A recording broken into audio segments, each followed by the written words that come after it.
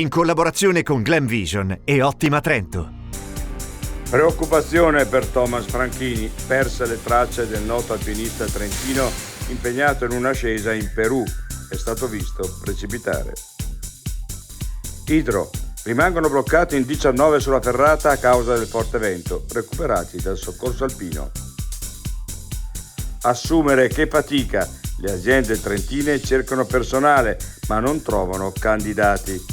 Terlizzi, in 5 anni più che raddoppiata la difficoltà di reperimento. A Carano, in Val di Fiemme, così si attirano lupi e animali spazzini, salsicce e bracciole abbandonate nei boschi, azione pericolosa. L'altra montagna, e se l'energia eolica fosse il nuovo motore del turismo, l'integrazione tra rinnovabile e paesaggio apre una serie di discussioni difficili ma necessarie.